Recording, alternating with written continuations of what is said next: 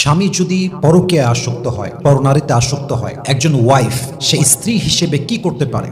মাথায় রাখবেন, কিছু স্বামী এরা আসলেই নিমক হারাম, মানে এরা আসলেই বেঈমান, এরা আসলেই চিটার। এদেরকে ভাবার কিছু নেই, এদেরকে নিয়ে চিন্তার কিছু নেই, এদের জন্য নিজের জীবন নষ্ট করার আসলে কোনো মানেই হয় না, ঠিক কিনা বলেন?